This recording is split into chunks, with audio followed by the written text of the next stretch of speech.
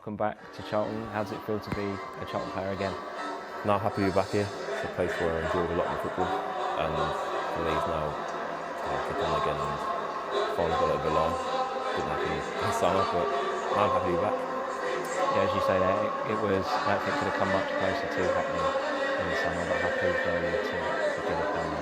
Yeah, no, so from that moment that it didn't go through, I've been waiting to cut up in contact over the last few months, and I've been waiting for it to come back in and hopefully get done, and now it's done, and I'm really happy. Of course, going to be your second spell there. Looking back to the first spell, I guess you could probably call it a bit of a breakthrough period in your career.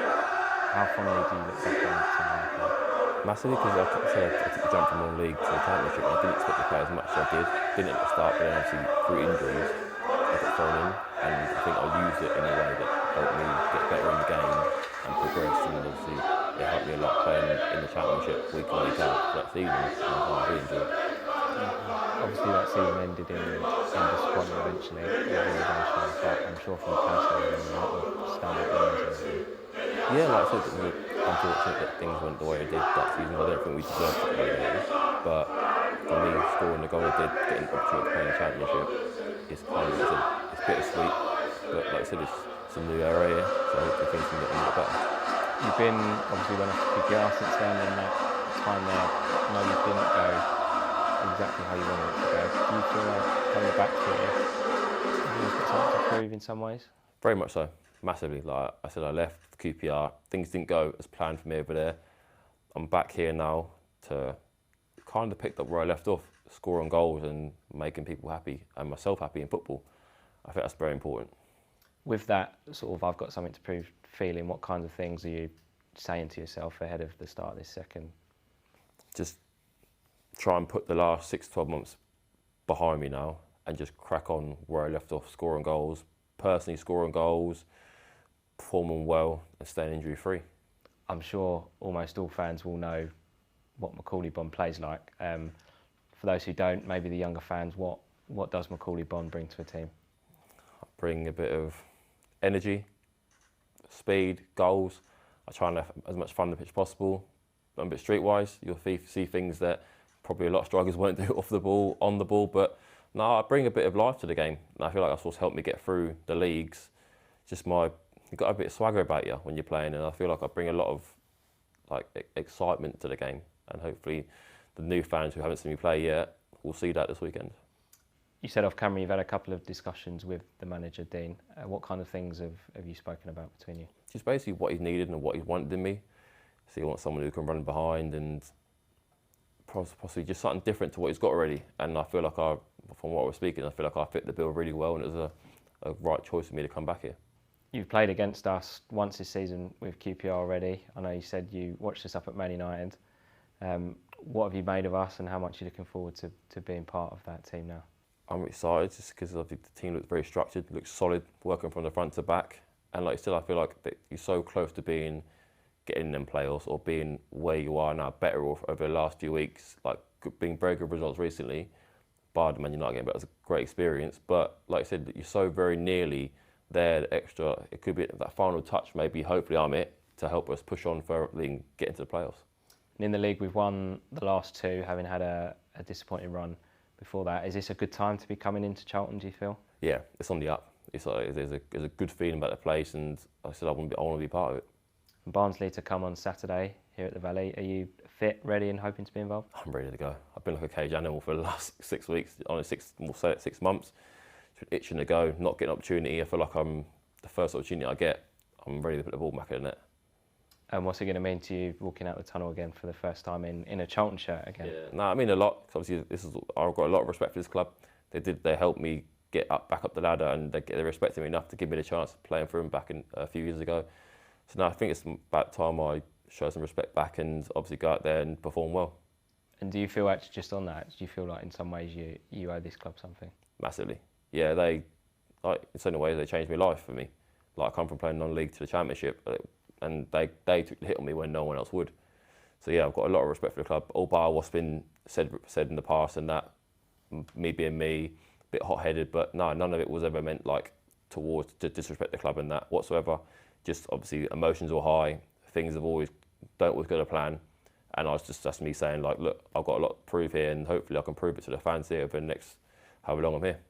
And when that interest from us to you did come back around, was that sort of fire in your belly straight away to come back in? Massively, because like I said, I left here on a good record in the Championship. Personally, 11 goals in just over 30 appearances. And since then, I haven't really I hit that form last season at the start of the season, but I haven't really had that form since leaving here. So I feel like hopefully I can get back to that form and, like I said, put some good use out there on the weekends. How does it feel to be a Charlton player? Yeah, it's great. Really looking forward to it, and can't wait to get started. I mean, how long have you known about the club's interest? It's been going on for about 10 to 14 days. And yeah, you know, phone calls and messages and stuff with members of staff from the club. So yeah, it's been going on and just excited to be here now. And when you first heard about our interest, you know, what was your reaction? How much were you hoping that it could get done?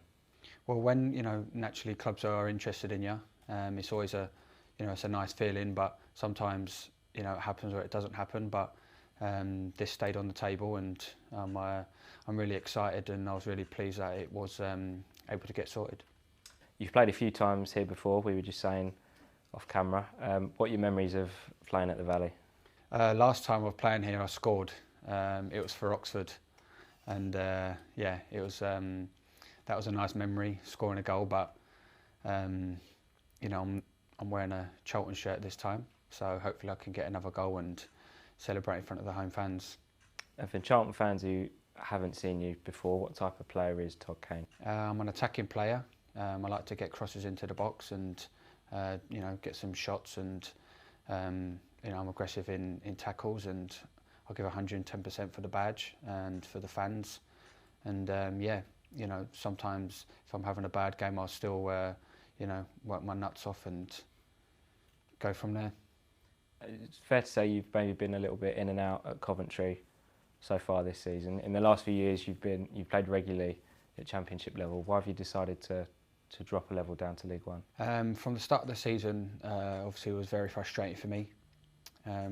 Coventry, they picked up some great results, and it's only natural that, you know, they're going to play the team that's been doing really well. So for me, it was most important to play games and come somewhere where I feel I was wanted and I can help the team. Spoke to the manager. He was very pleasing, and I've had numerous conversations in the past with him, and I just had a nice feeling about it. And yeah, I feel that the time, you know, right now, it's most important to be happy and to enjoy my football again, and this is the right place for me, I believe. What kinds of things has the manager said to you when you've had those conversations? Just you know, honest conversations, talking about football really, and it's been nice because he's played the game, so he understands sometimes frustration and stuff, and yeah, I believe that the conversations we had have been very positive, obviously because I'm here, and he's played a massive role in that, as well as you know, a couple of other members of staff, Tracy, the player liaison, and Andy, been in communication with him, and it's you know, they've played a massive role in it also.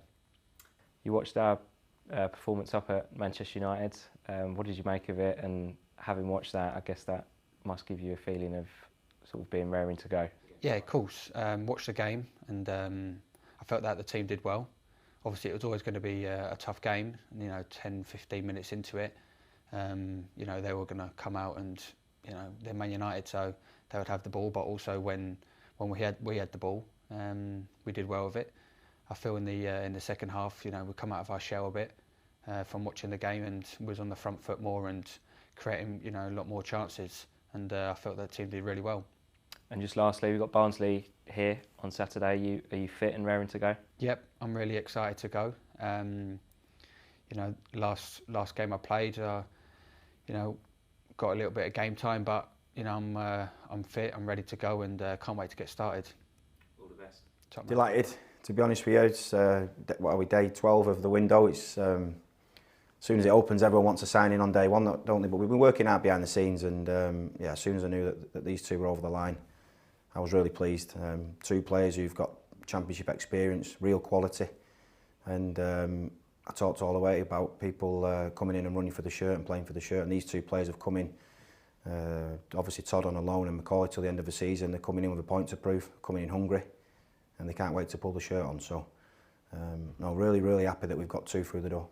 If we talk specifically about Macaulay Bond now, he's someone who most Charlton fans will be familiar with, but for you, what are you looking for him to bring?